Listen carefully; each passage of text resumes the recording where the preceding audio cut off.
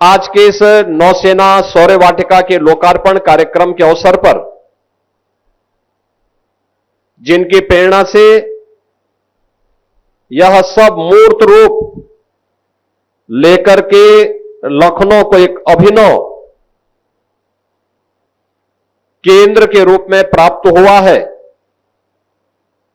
ऐसे देश के लोकप्रिय रक्षा मंत्री और लखनऊ के लोकप्रिय सांसद माननीय राजनाथ सिंह जी का मैं उत्तर प्रदेश सरकार और उत्तर प्रदेश वासियों की ओर से, लखनऊ वासियों की ओर से, उन्हीं के लखनऊ में हृदय से स्वागत करता हूं, अभिनंदन करता हूं। मैं धन्यवाद देता हूं नौसेना के अध्यक्ष और उनकी पूरी टीम को, जिन्होंने उत्तर प्रदेश सरकार के साथ मिलकर के इस पूरे कार्यक्रम को सुव्यवस्थित तरीके से आगे बढ़ा करके एक समय सीमा के अंदर यह कार्य हम सबके सामने आज दिया है। अब मेरा मानना है कि प्रदेश की राजधानी लखनऊ में आने वाला कोई भी व्यक्ति लखनऊ के अंदर के भारत की परंपरा के साथ, भारत की विरासत के साथ, भारत की सुरक्षा से जुड़े हुए किसी एक केंद्र के भ्रमण के लिए जा सकता है, देख सकता है और उस पर गौरव की अनुभूति कर सकता है। तो श्रृंखला में यह नौसेना वाटिका उसका एक नया उदाहरण और एक नया केंद्र बनकर के यहां पे प्रस्तुत हुआ है। आईएनएस गोमती एक लंबे समय तक भारतीय नौसेना में, भारतीय नौसेना के माध्यम से भारत की समुद्री सुरक्षा की रक्षा करते हुए 2022 में उसे नौसेना से निवृत्त किया गया और आज निवृत्त के बाद उसका बेहतरीन उपयोग करते हुए लखनऊ की जीवनदायिनी गोमती नदी के तट पर ही उसे स्थापित भी किया गया। जब बड़ी सोच होती है, बड़े लक्ष्य के साथ व्यक्ति आगे बढ़ता है,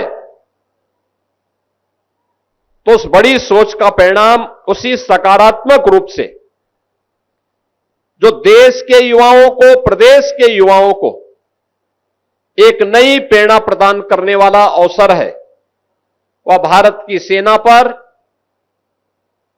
भारत की नौसेना के बारे में उसे आज जानकारी मिलेगी और किन सम विषम परिस्थितियों में हमारे सैनिक कार्य करते हैं, यह उनके लिए जीवन में उन चुनौतियों से जूझने के लिए एक नई प्रेरणा भी होगी।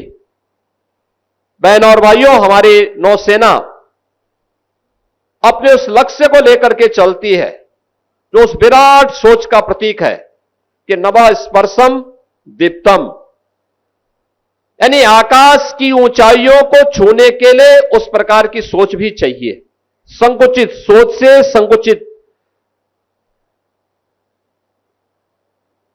भाव के साथ हम बड़े लक्ष्य को प्राप्त नहीं कर सकते। बड़े लक्ष्य को प्राप्त करने के लिए उस प्रकार की विराट सोच भी चाहिए। और याद रखना, देश के यशस्वी प्रधानमंत्री जी ने देशवासियों के सामने विकसित भारत की जिस संकल्पना को हमारे सामने रखा है, उसमें उन्होंने हर भारतवासी से कहा कि विकसित भारत के लिए हमें हर नागरिक को पंच प्रण के साथ जोड़ना पड़ेगा। वे जो पंच प्रण है उनमें से जो सबसे महत्वपूर्ण है, एक उन्होंने उसमें से यह भी कहा था कि अपनी सेना के प्रति और यूनिफॉर्म धारी फोर्स के प्रति सम्मान का भाव हमारे मन में हो। जब भारत का सैनिक -डिग्री टेम्परेचर में देश की सीमाओं की रक्षा करता है या रेगिस्तान में झुलसती हुई इस गर्मी में भारत की सीमा की रक्षा करता है या समुद्र की उन लहरों का मुकाबला करते हुए भारत की समुद्री सेना समुद्री सीमा की रक्षा करता है, तब 140 करोड़ भारतवासी चैन की नींद सोता है। जब चैन की नींद सोता है तो देश के विकास के बारे में उस प्रकार की सकारात्मक और सोच को आगे बढ़ाने में सफल होता है। देश आगे बढ़ता है। सुरक्षा के बेहतर माहौल में ही विकास की योजनाएं प्रभावी ढंग से आगे बढ़ सकती हैं। आप याद करिए 2017 के पहले यही उत्तर प्रदेश था, रोज कर्फ्यू लगता था, पेशेवर माफिया और अपराधी प्रदेश की व्यवस्था में जीना हराम कर दिए थे। उस असुरक्षित वातावरण में निवेश की संभावना, विकास की संभावनाएं अपने आप ही क्षीण हो जाती हैं। लेकिन जब हमारा सैनिक सुरक्षा के प्रति पूरी प्रतिबद्धता के साथ लग करके अपने कर्तव्यों का निर्वहन करता है, तो नागरिकों का भी कर्तव्य बनता है कि वह अपने उन सैनिकों के प्रति सम्मान का भाव रखें। और याद करना, उसी भाव को अंगीकार करते हुए हम लोगों ने लखनऊ में इस नौसेना की इस वाटिका को, इस म्यूजियम को यहां पर आग्रह किया था। और मैं धन्यवाद दूंगा कि आदरणीय रक्षा मंत्री जी की प्रेरणा से नौसेना के अध्यक्ष एडमिरल दिनेश त्रिपाठी जी ने और उनकी पूरी टीम ने हमारी टीम के साथ मिलकर के एक समय सीमा के अंदर इसे पूरा किया। और आज यह भव्य स्वरूप लखनऊ के युवाओं को, प्रदेश के युवाओं को इस नौसेना के इस म्यूजियम के माध्यम से हम सबको एक नई सोच के साथ देखने, सुनने और जानने का एक अवसर या केंद्र हम सबको प्रदान कर रहा है। बहनों और भाइयों, बहुत सारी चीजें लोग बोलते हैं, लेकिन याद करना, जब सुरक्षा के मोर्चे पर हम मजबूत होंगे तो दुनिया भी आपसे मैत्री करेगी। आप अगर कमजोर हैं, याद रखना, कमजोर के सामने कोई नहीं झुकता, कोई नहीं झुकता है। हमारी ऋषि परंपरा ने भी हमें इसी बात की प्रेरणा दी है। हम जब अधूरी बात कहते हैं तो वह अर्थ का अनर्थ करता है, लेकिन हम पूरी बात भी कहना सीखें।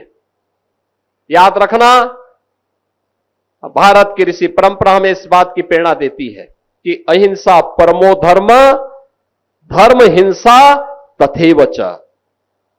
यानी सामान्य जीवन में अहिंसा ही सर्वोच्च धर्म होना चाहिए, लेकिन अगर सामने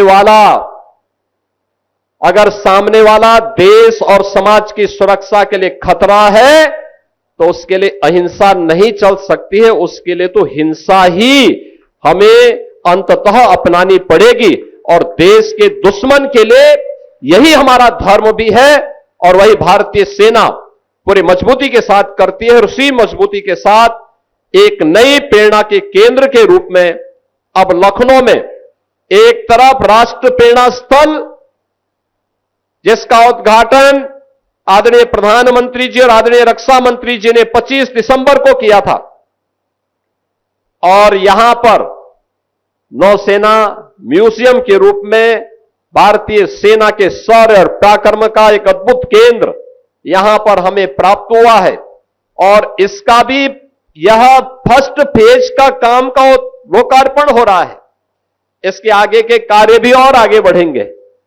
अभी रक्षा मंत्री जी कह रहे थे कि अगर भारतीय सेना से जुड़े हुए इस प्रकार के कोई अन्य कार्य लखनऊ में होने हैं या प्रदेश के अंदर होने हैं, तो वह प्रस्ताव तत्काल वहां उन्हें प्राप्त हो।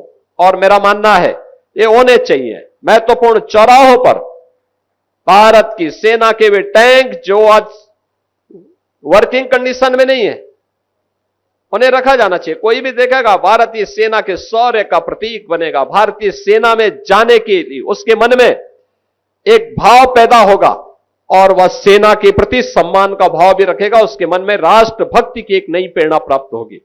और याद रखना, राष्ट्रभक्ति से बढ़कर के कुछ भी नहीं हो सकता है। हमें इस बात को हमेशा अपने जीवन में ध्यान रखना होगा। मैं इस नौसेना वाटिका के लिए एक बार फिर से भारतीय नौसेना को हृदय से धन्यवाद देता हूं।